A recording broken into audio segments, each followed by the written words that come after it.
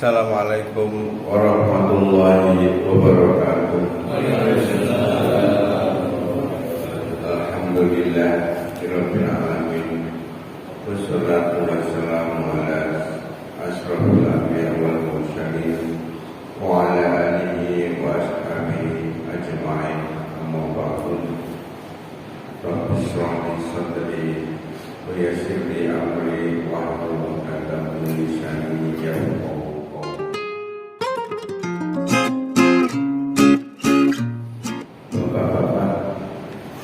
Yang dirahmati Allah Subhanahu wa taala, pagi ini kita belajar, yakni kita menuntut ilmu.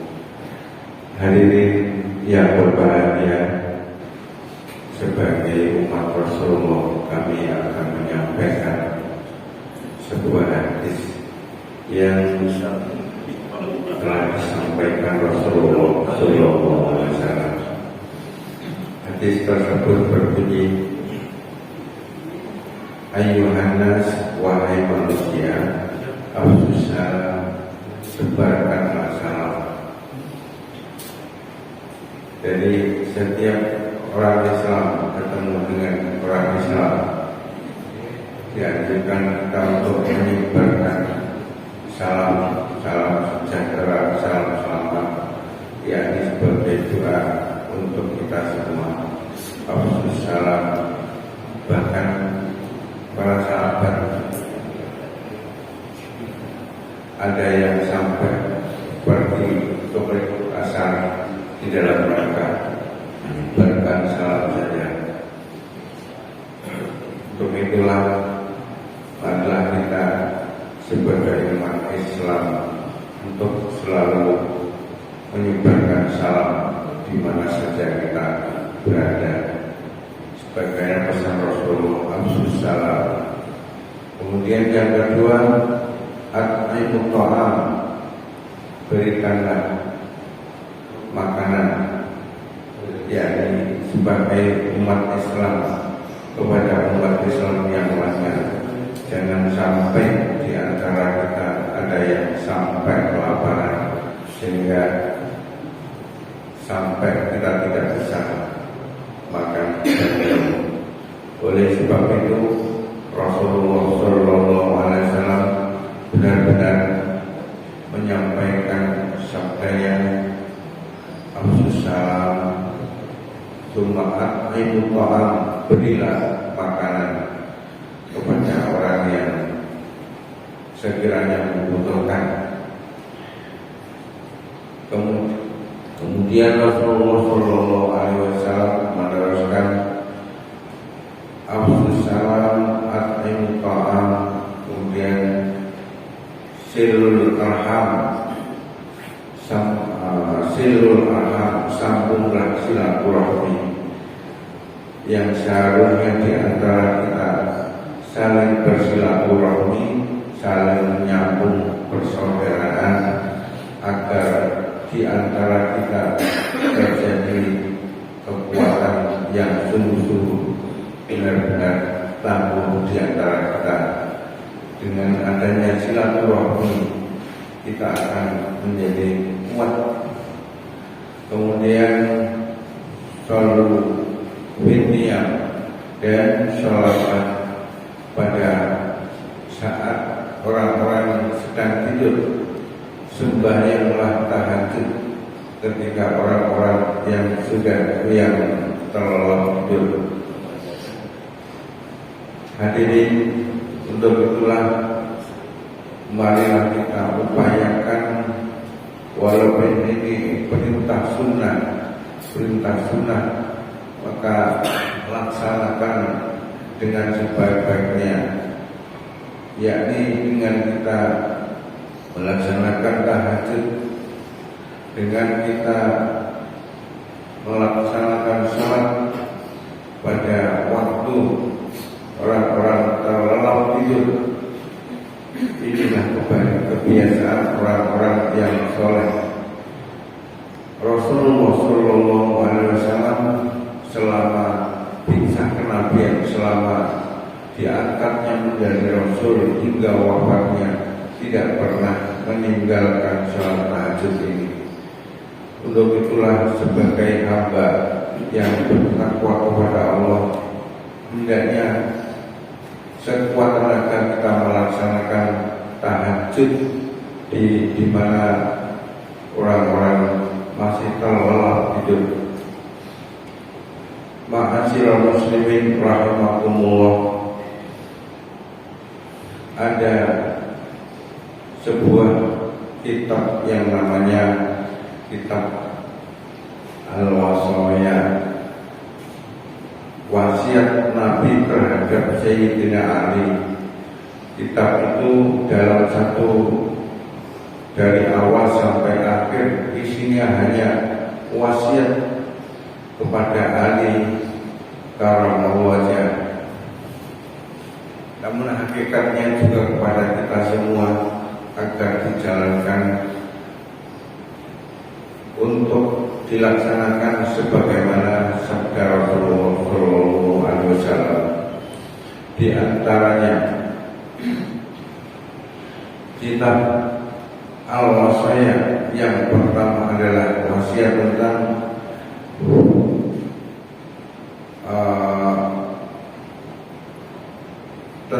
haram dan halal. Dalam satu kitab itu semua isinya hanya wasiat kepada Sayyidina Ali karramallahu wajhah. Terutama yang pertama adalah kitab Wasaya, wasiat tentang halal dan haram. Ma'asyiral muslimin rahimakumullah, masalah halal dan haram yang perlu kita perhatikan semua adalah sebagai seorang muslim, seorang hamba yang bertakwa kepada Allah, hendaknya terus-menerus memperhatikan halal dan haram. Karena halal itu sudah terang, haram itu sudah terang. Untuk itulah marilah kita sekuat tenaga untuk memperhatikan wasiat Nabi kepada Sayyidina Ali, terutama wasiat pertama ini tentang halal dan haram. Bapak-bapak, ibu-ibu yang dirahmati Allah Subhanahu wa Ta'ala, sebagai tambahan itu ada seorang yang namanya Muhammad Idris As-Syafi'i, yakni seorang yang dikenal sebagai orang yang selalu memperhatikan halal dan haram. Pada suatu ketika Muhammad Idris itu berjalan-jalan melalui sungai, tiba-tiba ada sebuah delima yang hanyut, kemudian diambil oleh yang namanya Muhammad Idris, kemudian delima itu dimakan. Karena saking takutnya kepada Allah Subhanahu wa Ta'ala, kepada api neraka, Muhammad Idris kemudian memakan sebuah delima tersebut.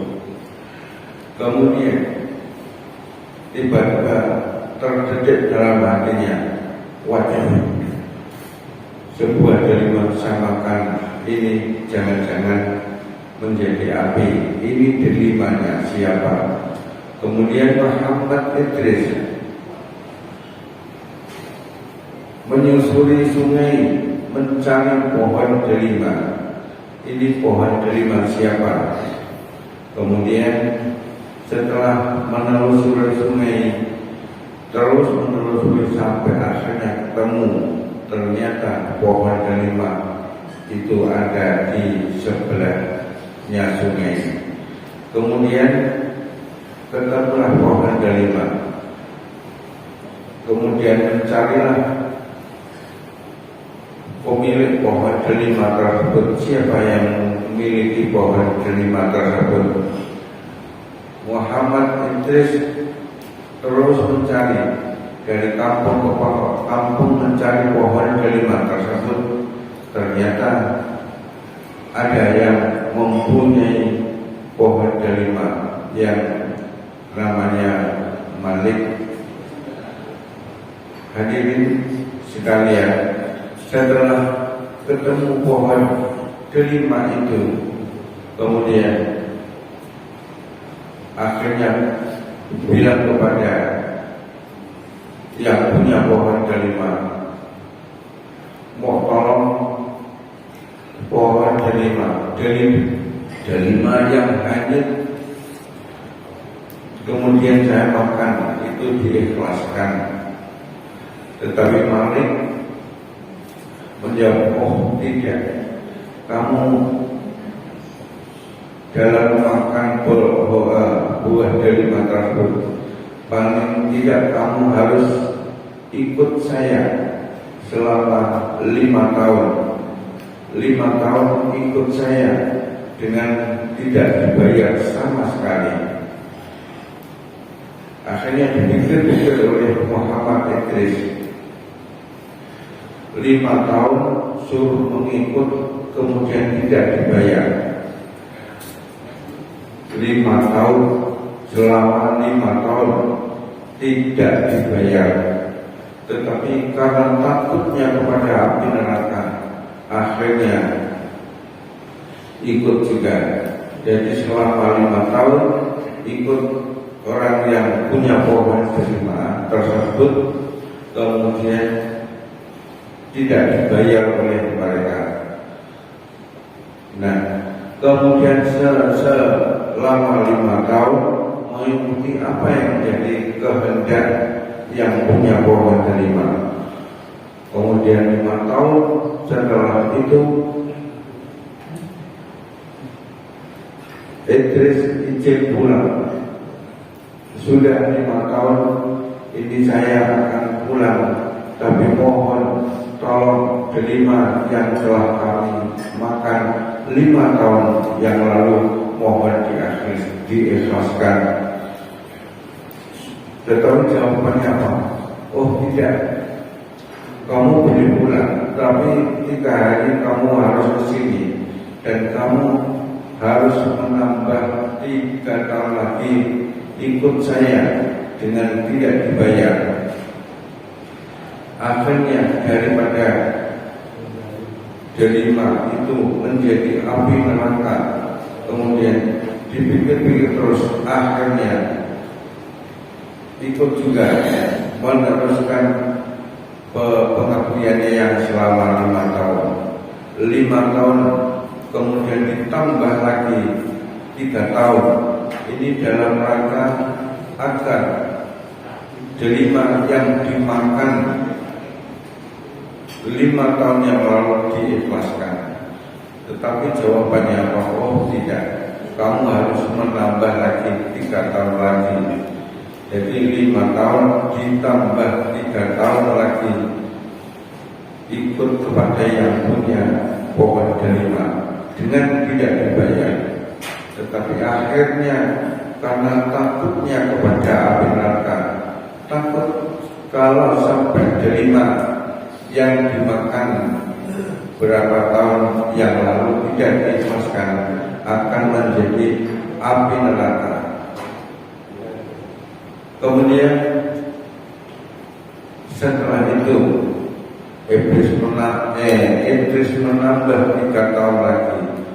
5 tahun ditambah 3 tahun jadi 8 tahun mengikuti orang yang punya pohon delima tersebut. Karena delima yang dimakannya takut kalau menjadi api neraka. Ma'asyiral muslimin rahimakumullah. Kemudian setelah 3 tahun, 5 tahun ditambah 3 tahun, kemudian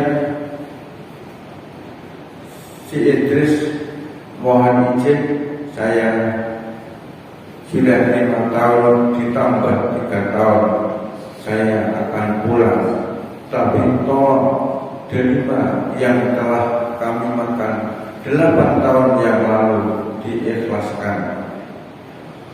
Jawabannya cuma gimana? Oh tidak, kamu harus menikahi anak saya,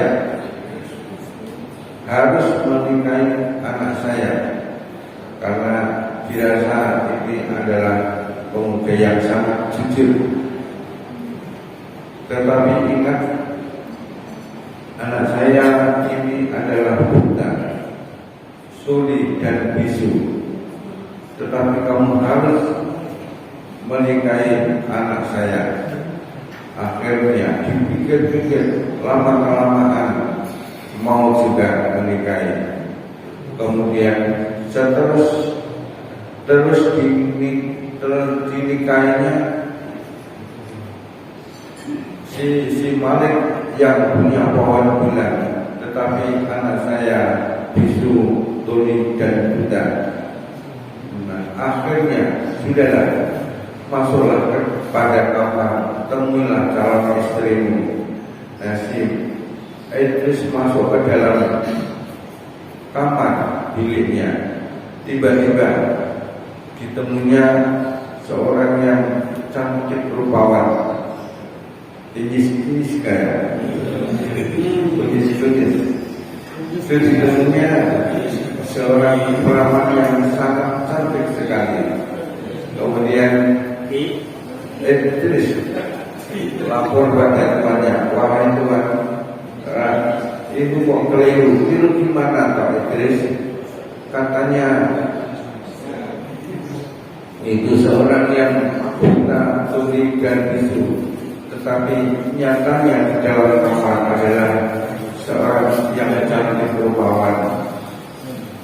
Oh, maksud saya itu anak saya itu bisu, anak saya itu tidak pernah bicara sama laki-laki lain kecuali muhrimnya. Anak saya tuli karena anak saya tidak pernah mendengarkan sesuatu yang jelek-jelek dari orang lain. Anak saya buta karena anak saya tidak pernah melihat laki-laki lain selain muhrimnya. Oh, maksudnya gitu. Iya, maksud saya gitu. Akhirnya si Idris mau juga. Kemudian terjadilah perkawinan. Nah, setelah dinikahinya, lahirlah seorang anak yang disebut Imam Syafi'i, yakni seorang imam besar. 7 tahun hafal Al-Quran, 9 tahun ia sudah hafal hadis Al-Muwatta, sampai akhirnya 12 tahun sudah bisa mengarang buku induk yang disebut kitab sebuah kitab yang menjadi induk fikih. Sampai akhirnya 16 tahun menjadi guru besar di sebuah perguruan ini. 16 tahun sudah menjadi guru besar di perguruan ini. Inilah Imam Syafi'i yang ayahnya sangat memperhatikan halal dan haram, sampai delima yang telah dimakan delima hanyut padahal. Kemudian ikut 8 tahun kepada orang yang punya pohon delima. Ternyata yang punya pohon delima adalah Imam Malik, yakni seorang guru besar menjadi gurunya Imam Syafi'i. Itulah perjalanan hidup seorang imam yang benar-benar memperhatikan hal-hal yang halal dan haram. Itulah hasil dari orang yang alim yang benar-benar memperhatikan sesuatu halal dan haram.